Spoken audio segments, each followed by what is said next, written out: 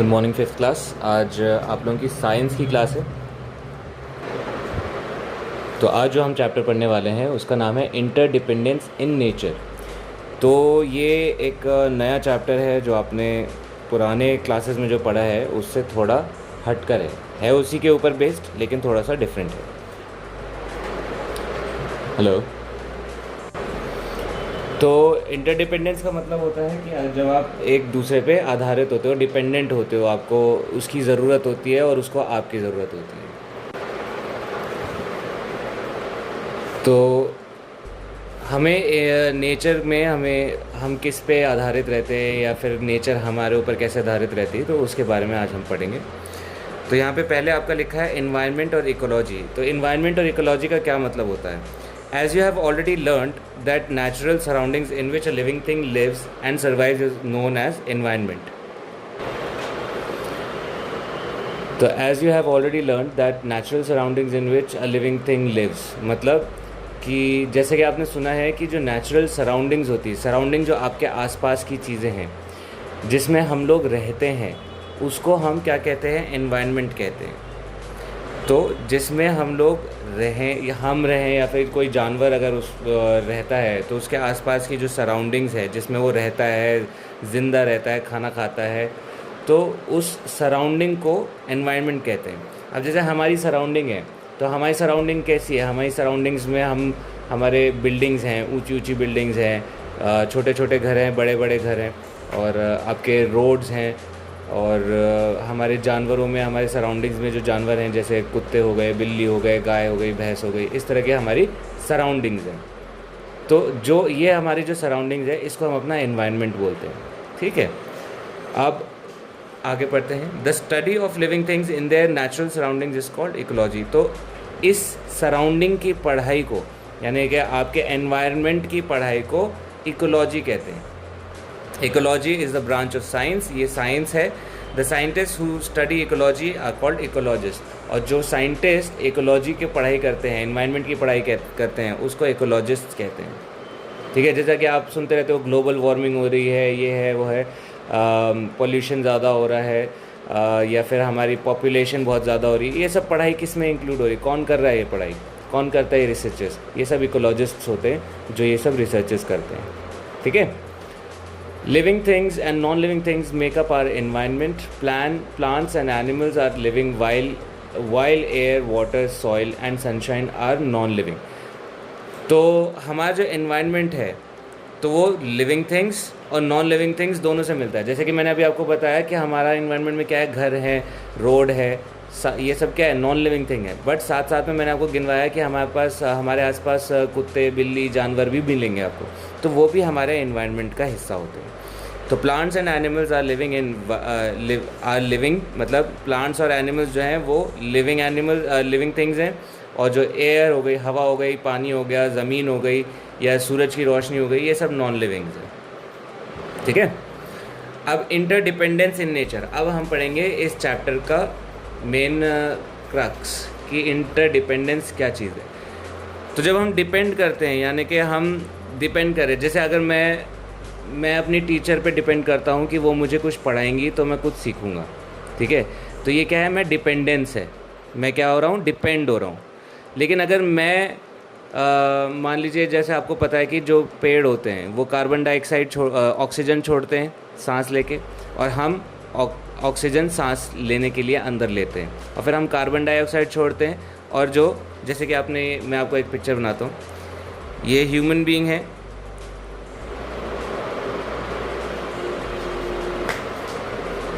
और ये पेड़ है। ठीक है, आपको पता है हम लोग ऑक्सीजन लेते हैं सांस लेने के लिए, जो कि हमें पेड़ों से मिलती है, और पेड़ों को हम लोग कार्बन डाइऑक्साइड देते हैं, CO2 देते हैं, जिससे पेड़ सांस ले पाते हैं। ठीक है, तो ये क्या है? मैं इस पे डिपेंड हूँ सांस लेने के लिए, ये मेरे पे डिपेंड है सांस लेने के लिए, तो दोनों एक दूसरे पे डिपेंड हो रखे हैं। इसको बोलते हैं इंटरडिपेंडेंस। आप समझ में आया? डिपेंडेंस होता है अगर मैं सिर्फ पेड़ों से ऑक्सीजन ले रहा होता, मैं कार्बन डाइऑक्साइड नहीं छोड़ रहा होता, तो मैं सिर्फ डिपेंडेंट होता। लेकिन वो मेरे पे डिपेंड है, मैं उन पे डिपेंड हूँ, तो ये इंटरडिपेंडेंस है। all other living things also depend on non-living as well as other living things. For example, मतलब हर living thing किसी न किसी नॉन लिविंग थिंग पे डिपेंड होता है, ठीक है, किसी न किसी वजह से. जैसे animals need oxygen to breathe air and water to drink, यानी कि हमको एयर चाहिए, हवा चाहिए, नॉन लिविंग थिंग चाहिए सांस लेने के लिए, और पानी चाहिए पानी पीने के लिए. तो एयर और वाटर क्या है, ये नॉन लिविंग थिंग्स है. Plants need carbon dioxide of the air, water and sunshine to prepare food. ठीक है, तो एनिमल्स को हवा पानी की ज़रूरत है, उसी तरह प्लांट्स को भी हवा और पानी की ज़रूरत है खाना बनाने के लिए अपना. तो हवा जैसे एक हम लोग ऑक्सीजन लेते हैं तो वो कार्बन डाइऑक्साइड लेते हैं हवा से. Animals depend on plants for food and shelter. अब ये तो नॉन लिविंग थिंग पे हमारी डिपेंडेंसी हो गई. अब एनिमल्स जो हैं वो प्लांट्स पे डिपेंड करते हैं, यानी कि जैसे हम लोग हो गए, हम लोग सब्ज़ी खाते हैं, या गाय बकरी ये सब क्या है, पेड़ पौधे खाते हैं. तो ये हम लोग किस पे डिपेंड हैं, सारे जानवर किस पे डिपेंड हैं, प्लांट्स पे, खाने के लिए और छाँव के लिए.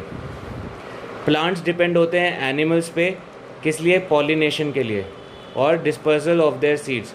तो जैसे कि आपने पहले भी पिछली क्लास में भी शायद पढ़ा होगा कि जैसे रिप्रोडक्शन कैसे होती है प्लांट्स की.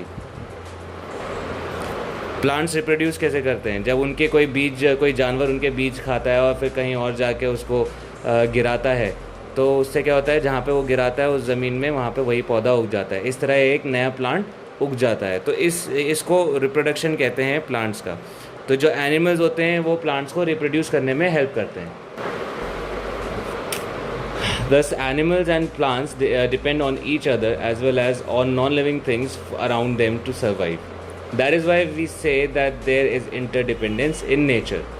तो animals और plants depend होते हैं एक दूसरे पे, और non-living things पे depend होते हैं ज़िंदा रहने के लिए. Survive होता है जब आप ज़िंदा रहने के लिए आप कुछ करते हो, तो उसको survive करना कहते हैं. तो that is why इसीलिए हम कहते हैं कि नेचर में, यानी कि कुदरत में interdependence है. आगे देख लेते हैं.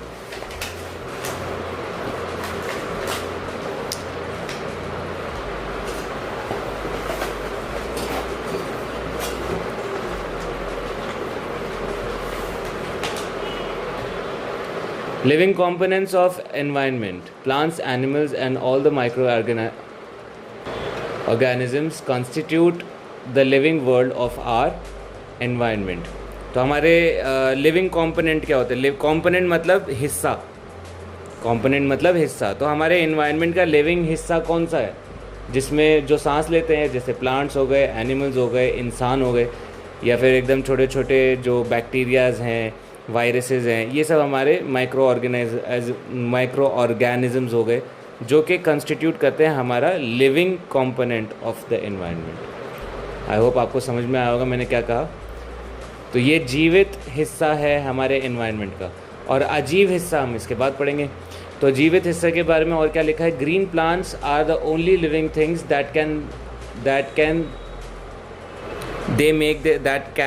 गलत लिखा हुआ है यहाँ पे, that can make their own food and are called producers और फूड फैक्ट्रीज ऑफ नेचर. तो ग्रीन प्लांट्स यानी कि हरे प्लांट्स. अब मशरूम हो गया, मशरूम हरा नहीं होता, ठीक है, उसमें कोई पत्तियाँ भी नहीं होती, तो वो अपना खाना खुद नहीं बनाते, वो किसी चीज़ के ऊपर उगते हैं, उस चीज़ से वो अपना खाना बनाते हैं. लेकिन जो प्लांट्स होते हैं वो ज़मीन में होते हैं, तो ये अपनी ज़मीन से ही अपना खाना खुद निकाल लेते हैं, खुद ही बना लेते हैं. ठीक है, इसलिए इनको फूड फैक्ट्री कहते हैं, कुदरत का फूड फैक्ट्री कहते हैं. All the other living things consume और use food made by plants and they are called consumers. तो फूड फैक्ट्री कौन हो गई, जैसे हमें फल मिल जाते हैं, ये जो दर्जनों लाखों टन जो हम फल खाते हैं डेली के हिसाब से, ये कौन दे रहा है हमें, ये हमें हमारे प्लांट्स दे रहे हैं. ठीक है, इसलिए हम प्लांट्स को क्या कहते हैं, फूड की फैक्ट्री बोलते हैं. और जो इंसान हो गए या जो एनिमल्स हो गए, वो इस खाने को, प्लांट्स के इन फलों को या इन प्लांट्स को खाते हैं. तो हम क्या हो गए, कंज्यूमर्स हो गए. कंज्यूमर जो कंज्यूम करता है, जो खाता है, जो यूज़ करता है प्लांट्स की दी हुई चीज़ों को. All animals are consumers. सारे एनिमल्स क्या होते हैं, कंज्यूमर्स होते हैं। कोई भी एनिमल अपना खाना खुद नहीं बना सकता, उसे या तो प्लांट्स से खाना पड़ेगा या दूसरे एनिमल से खाना पड़ेगा जो प्लांट्स को खाते हो, ठीक है। लेकिन एनिमल्स सारे कंज्यूमर्स होते हैं।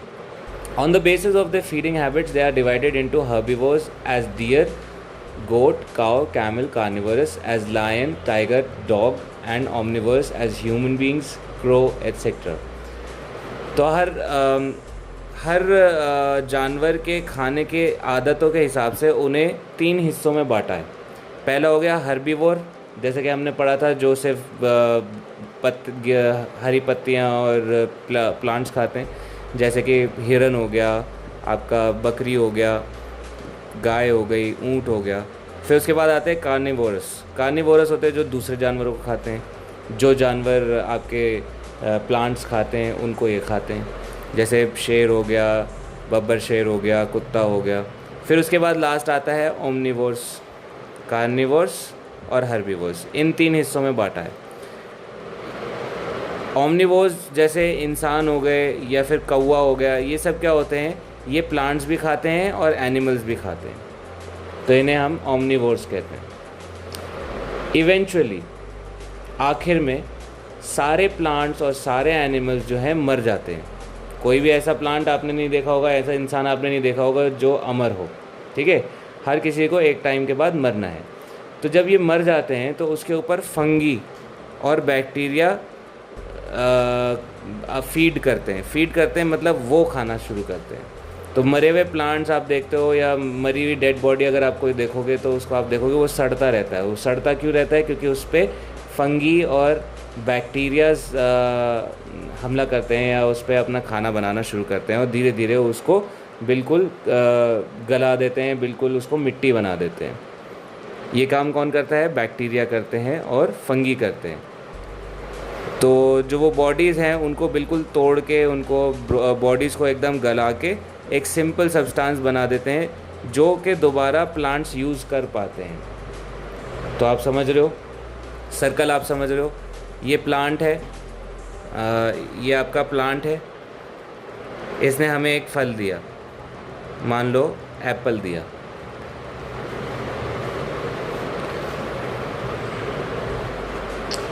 Living things depend on non living things. Living things depend on non living things. तो जो हमारे लिविंग थिंग्स हैं, जो एनिमल्स हैं, प्लांट्स हैं, हम लोग हैं, हम लोग नॉन लिविंग थिंग्स पे कौन कौन सी ऐसी नॉन लिविंग थिंग्स हैं जिस पे हम डिपेंड करते हैं, आधारित होते हैं, जिनकी हमें ज़रूरत होती है, ऐसी कौन कौन सी नॉन लिविंग थिंग्स हैं। तो यहाँ पे लिखा है air, water, soil and sunlight are the non living components of the environment. यानी कि एनवायरनमेंट में क्या क्या चीज़ें नॉन लिविंग है? हवा, पानी, ज़मीन और सनलाइट। ये 4 चीज़ें नॉन लिविंग थिंग्स हैं हमारे एनवायरनमेंट की, जिनकी हमें ज़रूरत पड़ती है। Air, plants use carbon dioxide to make their food during the process of photosynthesis. During photosynthesis, they take in carbon dioxide and give out oxygen. This oxygen is again used by plants and animals for respiration. तो जो plants होती है उनको carbon dioxide की ज़रूरत होती है, जो कि वो खाना बनाने के लिए यूज़ करते हैं। और जब प्लांट्स खाना बनाते हैं अपना, तो उस प्रोसेस को कहते हैं फोटोसिंथेसिस। ठीक है। फोटोसिंथेसिस के दौरान जब कार्बन डाइऑक्साइड प्लांट्स यूज़ करते हैं तो वो कार्बन डाइऑक्साइड बदल जाती है किस में? ऑक्सीजन में। तो जो हवा है, हवा से वो पहले कार्बन डाइऑक्साइड लेता है प्लांट। ये प्लांट है आपका, ठीक है। वो कार्बन डाइऑक्साइड हवा से ले लेता है और फिर जब वो अपना खाना बना लेता है तो वो हवा बदल जाती है किस में? ऑक्सीजन में, ठीक है। फिर this oxygen is again used by plants and animals for respiration. और फिर ये ऑक्सीजन कौन लेता है सांस लेने के लिए? जो इंसान है वो ऑक्सीजन का इस्तेमाल करते हैं सांस लेने के लिए। इंसान हो गए, जानवर हो गए या प्लांट्स और दूसरे परिंदे वगैरह हो गए, वो सब प्लांट्स इसको ऑक्सीजन को यूज़ करते हैं सांस लेने के लिए। Water is very essential to all plants and animals for carrying out the life processes in the body. तो हमारे जो प्लांट्स और एनिमल्स में जो इनकी जो बॉडी होती है, इसमें पानी का बहुत इस्तेमाल होता है। यानी कि हर खाना बनाने के लिए हो गया या फिर सांस लेने के लिए हो गया, या बॉडी में से सारे गंदे जो टॉक्सिन्स होते हैं उसको निकालने के लिए पानी की ज़रूरत होती है। जो हम खाना खाते हैं उसकी एनर्जी पूरी बॉडी में पहुंचाने के लिए पानी की ज़रूरत होती है।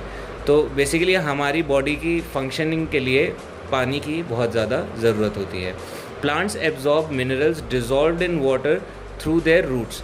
अब जैसे अगर हम पानी डालते हैं जब पेड़ों को, तो हम उनकी ज़मीन पे डालते हैं, उनके पत्तों पे नहीं डालते। ज़मीन पे क्यों डालते हैं? क्योंकि जो उनकी जड़ें होती हैं वो उस पानी से मिनरल्स और पानी से जो उनके खाना बनाने की जो ज़रूरतें हैं वो अपने रूट्स के थ्रू, जड़ों के थ्रू खींच लेते हैं।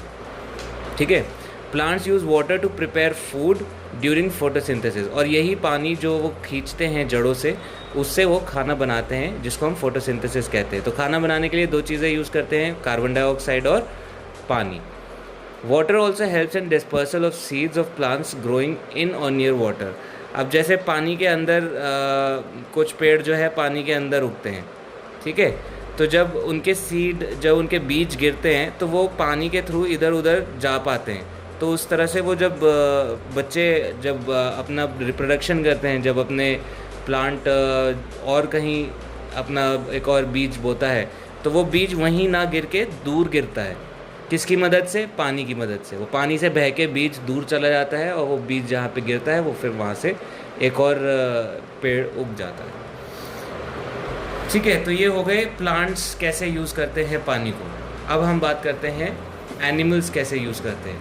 तो several life processes in the bodies of animals require water. तो हमारी इन जानवरों की बॉडी में भी पानी की बहुत ज़्यादा ज़रूरत होती है बॉडी के फंक्शंस के लिए। For example, water is required for carrying food to all parts of the body for getting energy. तो पानी की बहुत ज़्यादा ज़रूरत होती है खाना को पहुँचाने के लिए, बाकी बॉडी के बाकी पार्ट्स में पहुँचाने के लिए। ठीक है, जो हमने खाना खाया है उससे ये एनर्जी पूरी बॉडी में पहुँचाने के लिए पानी की मदद होती है, पानी की मदद ली जाती है। Water is also essential for collecting waste from all over the body and removing it. तो जो पानी है वो जैसे खाना पहुँचाता है पूरी बॉडी में, उसी तरह पूरी बॉडी में से जो खाना यूज़ होके जो बेकार बच जाता है उस वेस्ट को भी वापस ले जाने में काम आती है। ठीक है, तो बॉडी को खाना पहुंचाती है और बॉडी से जो वेस्ट होता है उसको भी कलेक्ट करके उसको निकालने में मदद करती है। That is why we can not survive in the absence of water. इसी वजह से हम बिना पानी के ज़िंदा नहीं रह सकते। तीसरी चीज़ क्या आती है आपकी? सनलाइट। तो sunlight, plants use the energy of sunlight to make food during photosynthesis. तो जो सनलाइट है, जो सूरज की किरणें हैं, उसकी मदद से प्लांट्स जो है अपना खाना पका पाते हैं। जैसे कि हमारे को पानी और सब्जियों की ज़रूरत होती है खाना बनाने के लिए, उसके साथ हमें उसको गर्म करना पड़ता है। उसी तरह प्लांट्स को अपना खाना जो है वो कैसे पकाते हैं? वो सनलाइट की मदद से अपना खाना पका पाते हैं। It also provides warmth to seeds for germination.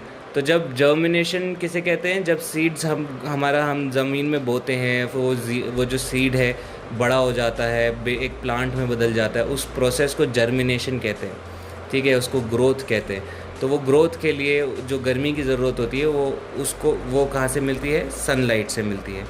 Animals को भी गर्मी मिलती है सनलाइट से। ठीक है,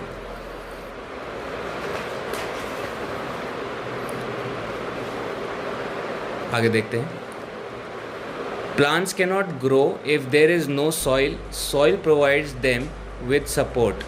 अगर ज़मीन नहीं होगी तो जड़ें किस में पकड़ के रखेंगी? प्लांट्स किस पे खड़ा रहेगा? किसी पे भी नहीं खड़ा रह पाएगा। इसलिए ज़मीन की ज़रूरत होती है प्लांट्स को खड़ा फर्मनेस के लिए, खड़े रहने के लिए। Plants get water and minerals from soil to make food. तो ज़मीन से उनको सिर्फ सपोर्ट नहीं मिलती, उनको वाटर भी मिलता है, पानी भी मिलता है और मिनरल्स भी मिलते हैं।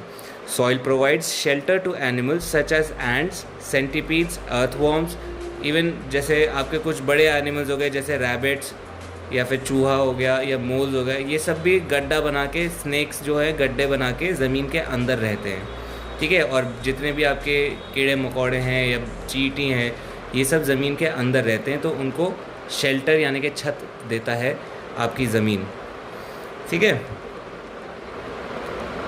और आगे लिखा है since all animals depend on plants for food, they also indirectly depend on soil for their food. तो अगर जैसे ज़मीन ना हो, ज़मीन में पेड़ नहीं होगा, पेड़ नहीं होगा तो जो खरगोश है वो पेड़ को नहीं खा पाएगा। तो बेसिकली ये खरगोश या कोई और जानवर, बकरी हो जो ज़मीन के अंदर ना भी रहती हो, उस बकरी को भी ज़मीन की ज़रूरत होगी ताकि उसमें उनका खाना उग सके, जो उनकी प्लांट्स है जो उसे वो खाते हैं वो उसको उग सके और वो उसको खा सके। तो डायरेक्टली प्लांट्स को ज़मीन की ज़रूरत होती है और इनडायरेक्टली बाकी एनिमल्स को ज़रूरत होती है। When animals and plants die, their bodies decay and mix with the soil.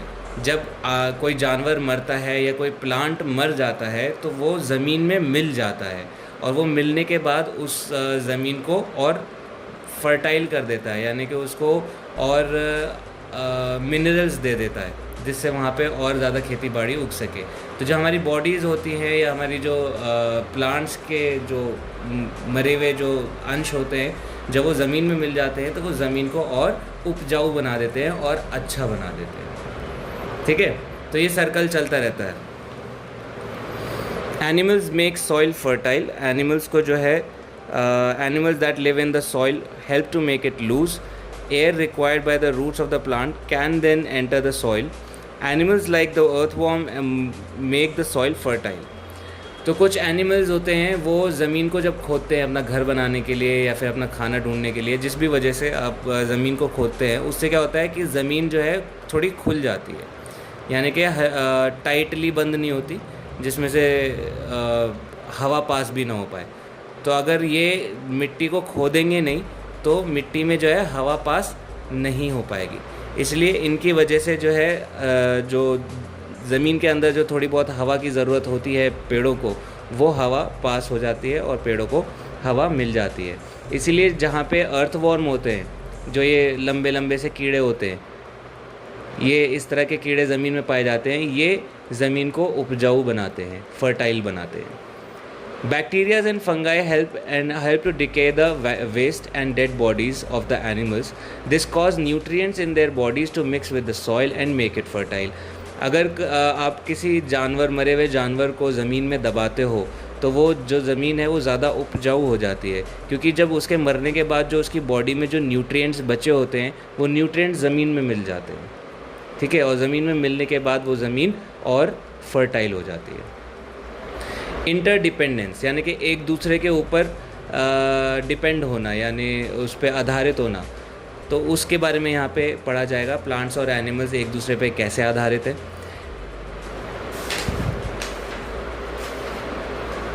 What would happen if there are no abiotic components, i.e. air, water, light and soil? क्या होगा अगर हमारा एयर ना हो या वाटर ना हो या लाइट ना हो या सॉइल ना हो? Probably there would be no plants because they need air, water, light and soil to grow.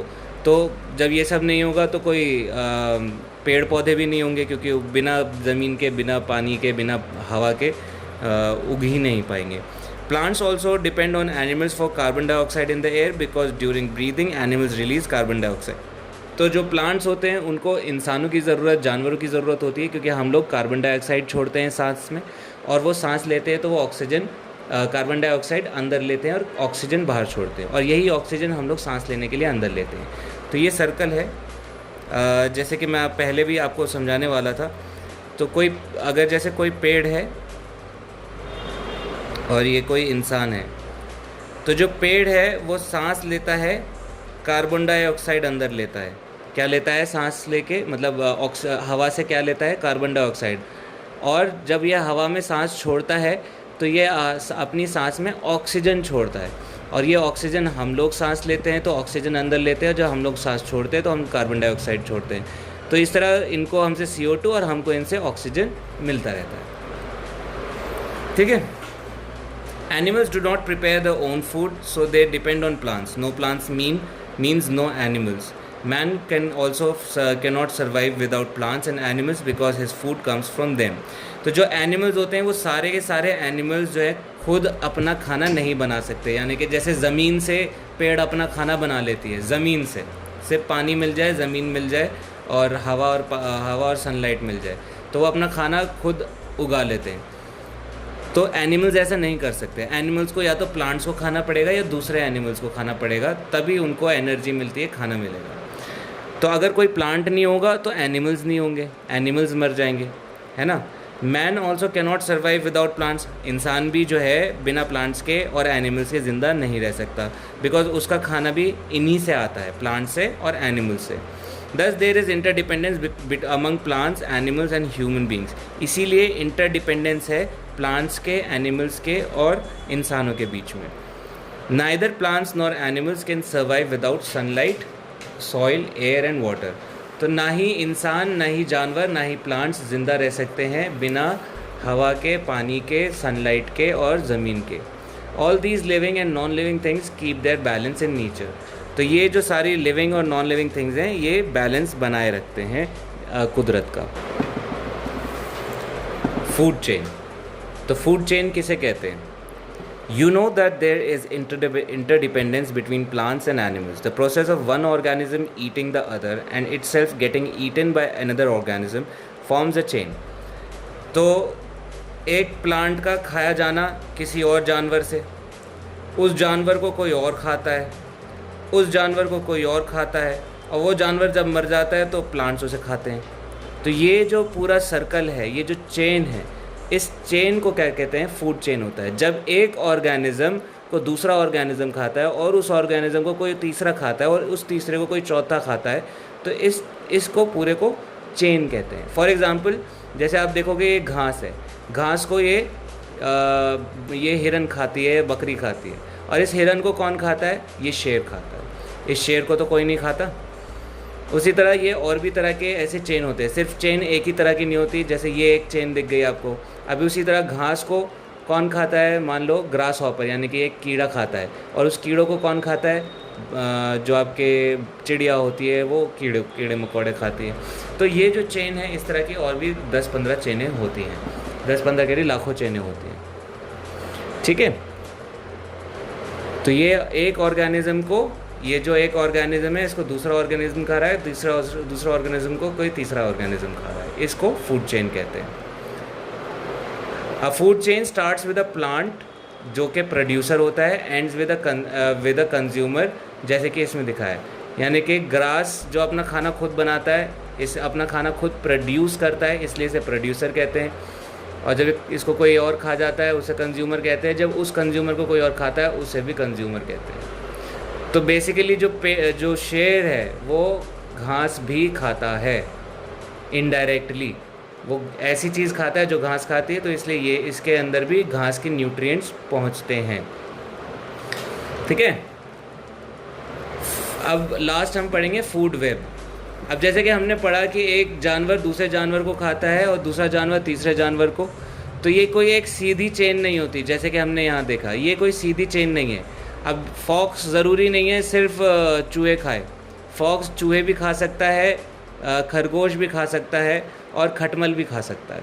उसी तरह जो आपका उल्लू है वो खटमल भी खा सकता है, चूहे को भी खा सकता है और खरगोश को भी खा सकता है। और जैसे आपका ये जो है नेवला चूहे को भी खा सकता है, रैबिट को भी खा सकता है। और चूहा सिर्फ घास खा सकता है, रैबिट भी सिर्फ घास खा सकता है, और वो सिर्फ। तो ये क्या है? ये कोई एक सीधी लाइन नहीं है, ये एक पूरा जाल है। क्या है ये? एक पूरा जाल। इस जाल को इंग्लिश में वेब बोलते हैं, और इस खाने के वेब को हम बोलते हैं फूड वेब, कि कौन किसे खा रहा है। तो ये बहुत बड़ा वेब होता है जो कि हम एक पेज में दिखा भी नहीं पाएंगे, क्योंकि इस दुनिया में लाखों करोड़ों जीव जंतु होते हैं। In real life situation who Yeats home feeding pattern is not linear, यानी कि एक सीधी लाइन में। तो ये कभी भी सीधी लाइन में पैटर्न हम नहीं देख पाएंगे कि ये इसको खाया, ये इसको खाया, ख़त्म। ऐसा नहीं होता। ये भी खाएगा, ये भी खाएगा, ये भी खा सकता है, ये भी खा सकता है, ये भी खा सकता है, कुछ और भी खा सकता है। ये एक बहुत बड़ा वेब होता है ये, ठीक है। Many food chains are interconnected and under natural conditions and form a network of food chains. Such a network formed by interconnecting food chain is called food web. तो ये जैसे आउल ने रैट को खाया, रैट ने vegetation खाई यानी कि घास खाई, तो ये एक चेन हो गई। उसी तरह आउल ने रैबिट को खाया, रैबिट ने इसको खाया, ये भी एक चेन हो गई, ये भी एक चेन हो गई, ये भी एक चेन हो गई। ये इस तरह की सारी चेनें मिलाओगे तो ये एक फूड वेब आपको मिलेगा, ठीक है। आई होप आपका चैप्टर आज का चैप्टर आपको समझ में आया होगा। तो इसके क्वेश्चन आंसर आज हम कर लेते हैं। Tick the correct answer. Grass को कौन खाता है? Grass hopper. ग्रास हॉपर को कौन खाता है? बर्ड। बर्ड को कौन खा सकता है? हॉक। हॉक भी एक बड़ी चील की तरह एक पक्षी होता है जो छोटे पक्षियों को खा लेता है। Which are the producers and consumers in the above food chain? Producer कौन है? प्रोड्यूसर ग्रास है, हमें पता है। कंज्यूमर ग्रास हॉपर है। कंज्यूमर कौन है? जो लास्ट का जो जीव है जो सबको खा जाता है, वो कंज्यूमर हो जाता है। ठीक है, तो प्रोड्यूसर ग्रास हो गया, और लास्ट में क्या है? हॉक है। तो कंज्यूमर क्या है? हॉक है। यहाँ पे ग्रास हॉपर है। प्रोड्यूसर यहाँ पे ग्रास हॉपर है, गलत है। यहाँ पे प्रोड्यूसर ग्रास है और कंज्यूमर हॉक है। हॉक है, बर्ड है, ग्रास हॉपर है, ये तीनों कंज्यूमर हैं।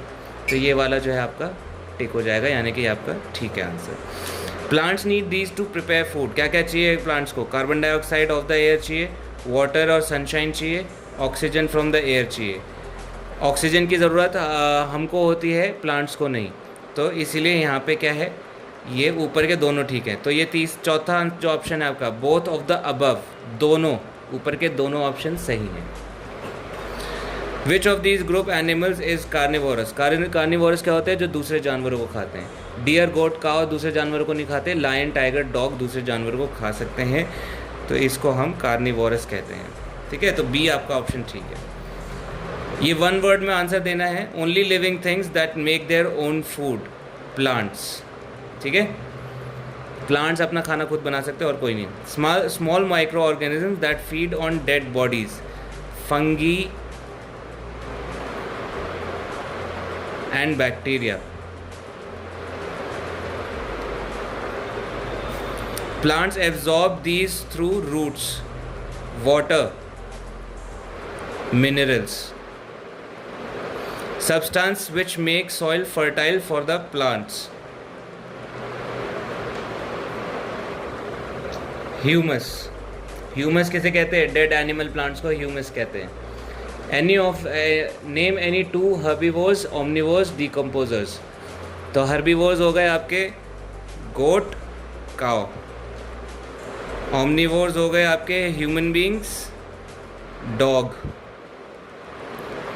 डिकम्पोजर्स क्या होते हैं? जो मरे हुए जानवरों को खा जाते हैं, वो होते हैं फंगी और बैक्टीरिया। ठीक है, ये आपके ए और बी क्वेश्चन हो गए। बाकी जो आपका क्वेश्चन नंबर सी है, ये बड़े लॉन्ग आंसर्स हैं। इसको आपको फ़ोटो आपकी इसकी फ़ोटो हम आपको शेयर करेंगे, वो आप अपनी कॉपीज़ में देख के कर लेंगे।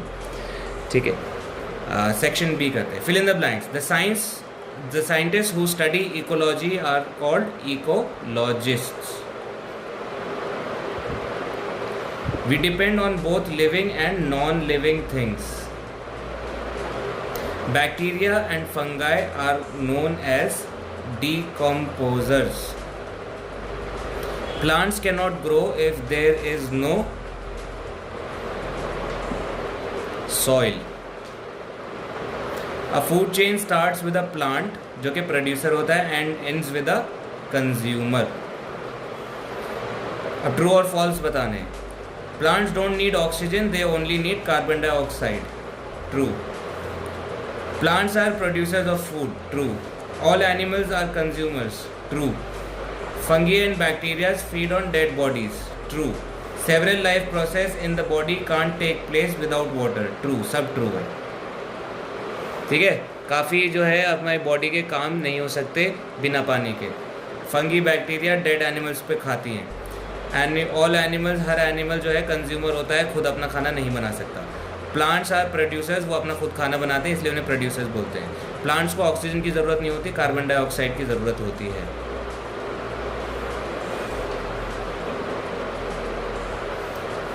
क्वेश्चन नंबर सी की भी आपको क्वेश्चन की फ़ोटो आपको खींच के भेज दी जाएगी। ठीक है, यहाँ पे आपका चैप्टर ख़त्म होता है। आई होप आप लोगों को समझ में आ गया होगा चैप्टर। कोई डाउट होगा तो आप 7982 066 082 पर कॉल करके अपना सवाल पूछ सकते हैं। Thank you.